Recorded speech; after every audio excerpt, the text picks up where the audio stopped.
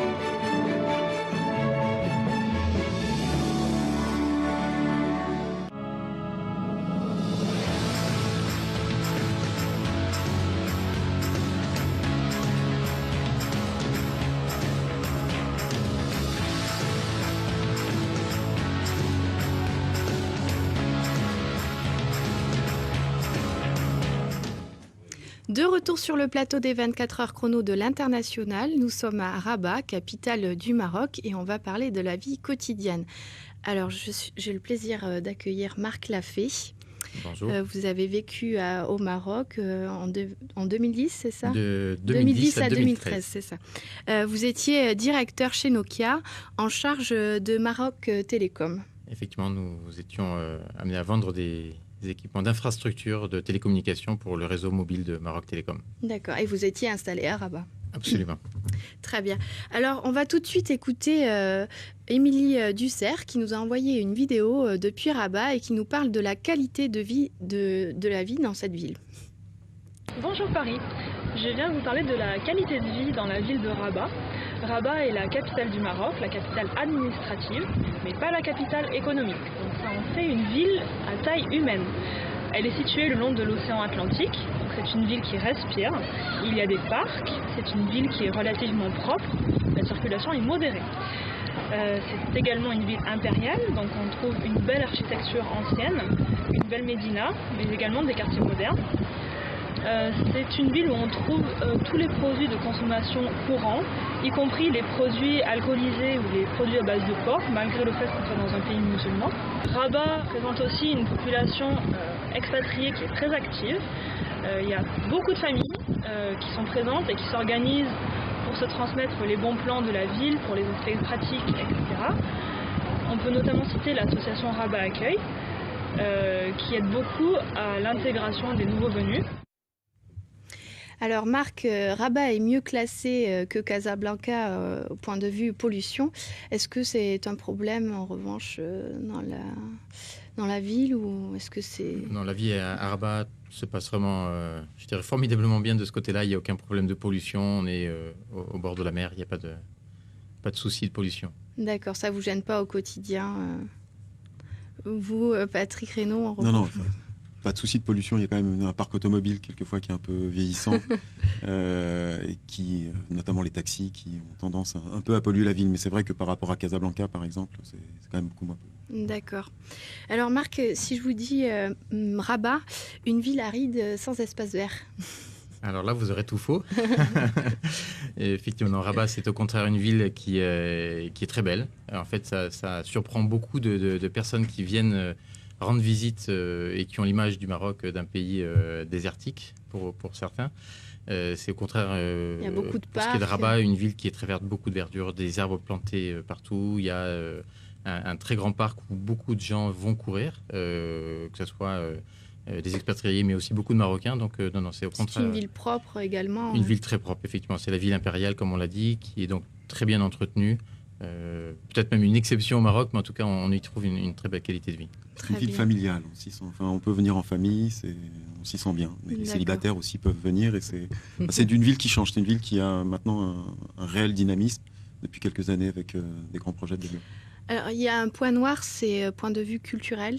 Il n'y a pas de cinéma, je crois. Alors, la vie culturelle, effectivement, est relativement limitée. Quand on est amateur de musique, de théâtre, voilà, il y a le Théâtre national Mohamed V qui a un programme, mais qui n'est pas toujours vraiment annoncé à l'avance. Il y a malgré tout une magnifique semaine dans l'année qui est la semaine de Mawazine, qui est un festival avec des artistes internationaux de renommée mondiale, qui a lieu tous les ans, au mois de mai, juin. Avril, mai. Et donc là, c'est vraiment un lieu de rencontre et de rendez-vous pour toutes les populations. À ce moment-là. C'est un festival qui se passe à l'extérieur, gratuit. Alors, il peut y avoir des places payantes, mais sinon, l'accès est libre pour tout le monde, pour la très grande majorité des spectacles. Très bien. Et puis, pour un côté encore un peu positif, Rabat change. Il y a des tas de projets. Il y a un opéra qui est en train de se construire, un théâtre, il y a l'aménagement de la vallée du Bourg-et-Greg, il y a le tramway. La ville change et dans le bon sens. Vraiment. D'accord, très bien. Alors, on va parler tout de suite du logement et on va écouter Julia Marchetti qui nous donne des conseils pour se loger à Rabat. Bonjour Paris. Je dirais qu'en fait, il n'y a pas de quartier spécifique dans lesquels les Français résident.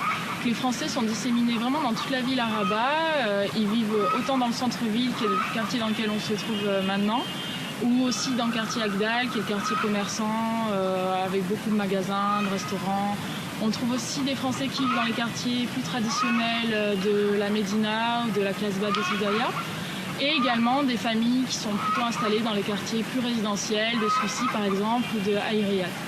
En fait, voilà, il n'y a vraiment pas de quartier spécifique et c'est ça qui fait aussi le charme de la ville, c'est que tout le monde peut vivre dans tous les quartiers.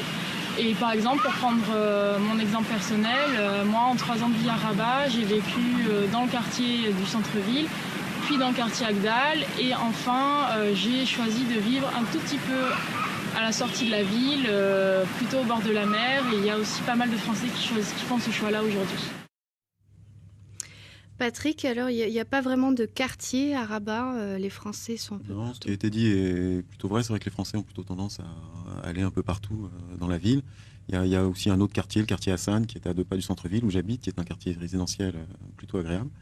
Mais il y a d'autres choix également à une vingtaine de kilomètres au sud de Rabat, avec des Val d'Or, Sable d'Or, qui sont des plages avec des habitations, qui sont des lieux plutôt très sympathiques pour s'installer au Maroc. On y vit bien. D'accord. Voilà. Alors effectivement, quand on est avec une famille, ce qui était mon cas, j'avais 4 enfants, on essaye plutôt de rester dans les différents quartiers de la ville, mais effectivement, les Français sont installés un peu partout. Il y a plusieurs écoles primaires, 2 collèges, un lycée. Donc, et puis, comme on circule relativement bien dans la ville, finalement, on peut habiter partout en fonction de ses désirs, de son budget, bien sûr. D'accord. Et quel type de logement on trouve à Rabat? Plutôt des maisons pour les familles? Il y a très peu de studios, c'est ça? Il y a un peu de tout. Effectivement, il y a les studios, c'est pas... Enfin, Rabat, un appartement, c'est... commencer aux alentours de 70 mètres carrés. Voilà, il y a beaucoup de maisons, effectivement, et puis des appartements de 3-4 pièces qui vont aller de 80 mètres carrés à 100, 150, 200 mètres carrés. Voilà. Il y a plutôt beaucoup plus d'espace qu'à Paris dans les logements, que ce soit dans les appartements comme dans les maisons. Et au niveau du coût du logement, pour un 3 pièces, par exemple? Dans un immeuble, je sais pas, ça va être dans les 700 € à peu près. Oui. Entre 600 et 700 €. C'est très abordable. Oui, alors après, effectivement, les appartements, pour gérer la population française, la plupart du temps, sont soit dans des logements peut-être plus récents, peut-être vers Agdal par exemple, où là, ça peut être un peu plus cher. Et sinon, on va assez facilement aller dans des maisons, alors plus ou moins grandes. Mais c'est vrai que voilà, on est au Maroc, on a envie de profiter du soleil, de l'extérieur. Donc, si on peut, je dirais que probablement, on va plutôt essayer d'aller vivre dans une maison. Dans une maison. Très bien. Et à Salé, c'est plutôt un quartier résidentiel? C'est une ville qui est connexe à Rabat, qui est une ville... qui est reliée par un tramway? Qui est reliée par le tramway, par 2 ponts. Il y a un nouveau pont qui a été inauguré il y a à peine une semaine, donc par 3 ponts même. Voilà, et en fait, c'est la ville où... la ville, pas dortoir, c'est un peu un grand mot, mais voilà, c'est une très très grande ville qui est de l'autre côté du fleuve Bourg-et-Greg. Très bien. Alors, on va écouter Sandrine Bionda qui nous parle d'une spécificité, c'est la monnaie locale. Il est aussi important de tenir compte du fait que la monnaie locale, le dirham marocain, n'est pas librement convertible. Donc il est important d'ouvrir un compte bancaire sur place pour la gestion du quotidien. Et les dirhams ne sont pas exportables. Par contre, l'importation des devises, elle, est acceptée. D'ailleurs, il est plus facile d'ouvrir un compte en dirhams convertibles quand on est expatrié que quand on est marocain au Maroc. Ceci dit, il est préférable et conseillé d'avoir un compte multidevises car nous avons possibilité de transférer des dirhams de nos comptes multidevises, même si cette devise est non convertible. Notre compte est également avantageux pour les virements internationaux gratuits et pour nos comptes titres très prisés par les expatriés. Alors Patrick Reynaud, le dirham marocain n'est pas librement convertible. Qu'est-ce que cela implique au quotidien? Est-ce que c'est vraiment un problème? Non, non. Ça peut être un problème dans les premiers jours quand on arrive au Maroc, mais quand on est un entrepreneur au Maroc et qu'on respecte certaines procédures, donc il faut déclarer l'investissement, l'argent qu'on apporte au Maroc. Une fois qu'on fait ça et qu'on le déclare à l'office d'échange, donc il y a quelques procédures relativement simples, nous avons le droit d'ouvrir tout type de compte et surtout de rapatrier 100% de nos revenus, que ce soit des revenus salariaux comme des dividendes ou autres types de revenus. Donc dans l'absolu, une fois qu'on est résident au Maroc, à titre personnel, je rencontre pas ce type de soucis. Marc l'a fait. Moi, j'étais payé 100% en dirham, localement donc, et effectivement, on peut ouvrir un compte soit en monnaie convertible, soit en dirham directement. On peut faire les deux, effectivement, en tant qu'étranger dans la ville, donc il n'y a pas de problème particulier. D'accord. Alors, il y a une difficulté aussi au Maroc, c'est pour les conjoints des expatriés. Trouver un contrat local reste difficile. Alors, effectivement, pour tout contrat de travail, y compris pour celui d'une personne comme moi qui vient dans le cadre d'une expatriation avec une entreprise, il faut justifier que le poste occupé ne peut pas être occupé par une personne marocaine. Donc c'est vrai pour nous, c'est vrai également pour les conjoints. Après, on peut tout à fait trouver les bonnes raisons et trouver du travail. Donc je connais plusieurs personnes qui en tant que conjoint ou conjointe, ont pu trouver du travail sur place. D'accord, donc c'est quand même possible. C'est possible, il faut juste arriver à le justifier. D'accord, très bien. Pouvoir prouver qu'on est indispensable à ce type de poste. Très bien. Alors, on va aborder un point, c'est la sécurité à Rabat. Et on écoute à nouveau Christine Léger qui nous a envoyé une vidéo. Bonjour Paris, je vous parle de la ville de Rabat où j'habite depuis déjà de nombreuses années. Je suis sur la place Golan, qui est une place du centre-ville qui a été réaménagée il y a 2 ans lors des travaux du tramway que vous allez peut-être voir passer derrière moi. Je voudrais vous dire que la ville de Rabat est une ville où la sécurité est très très importante. Vous pouvez vous balader en voiture, à pied, pratiquement à n'importe quelle heure du jour et de la nuit, sauf peut-être dans des quartiers périphériques. Ce qu'il faut signaler, c'est que c'est peut-être la circulation routière qui est la plus dangereuse au Maroc en général et en ville où il faut être très vigilant quand on est piéton, quand on est vélocycliste et même en voiture. La conduite est parfois un peu imaginative de la part de nos amis marocains. Merci Christine Léger de nous avoir envoyé des vidéos depuis le Maroc. Alors, comme le disait Christine Léger, Rabat est une ville assez sûre, hein, Patrick. Oui, c'est une ville royale, il y a une présence policière relativement importante. Il y a tout un réseau de gardiens qui surveillent voitures, maisons et autres d'ailleurs. Donc on ne se sent pas en insécurité à Rabat, et puis comme elle le disait dans le reportage, peut-être excepté dans quelques quartiers de la nuit, mais globalement on s'y sent très bien. D'accord. Oui. Le point noir, finalement, c'est plutôt la circulation que la sécurité dans la ville, comme elle le disait. La conduite est imaginative. Voilà, le type de circulation est quelquefois un peu aléatoire. Effectivement, il faut faire attention. Il faut être très très prudent. Les trottoirs sont souvent soit encombrés, soit en travaux, et donc du coup les gens marchent dans la rue ou circulent en vélo dans la rue. Sans éclairage la nuit, donc c'est vrai qu'on apprend à être vigilant aussi bien dans les villes que sur les autoroutes ou les routes nationales, où là on peut retrouver des ânes, on peut retrouver des gens qui traversent les autoroutes à pied, en courant, donc voilà, il faut être vigilant avec la conduite. Mais sinon, sur la partie sécurité, effectivement, on vit très bien à Rabat et sans aucun problème de ce côté-là. C'est une grande ville. Il peut arriver des choses, mais pas plus, voire plutôt moins qu'ailleurs. D'accord. Donc en conclusion, Rabat a plutôt une ville moderne où il fait bon vivre. Hein. Tout à fait. C'est une très très belle ville que j'encourage. J'encourage vraiment les gens à venir soit en tourisme, soit pour y investir. Très bien. Alors l'émission se termine. Merci Marc Lafay, merci Patrick Reynaud, merci d'être venu sur le plateau pour parler de Rabat.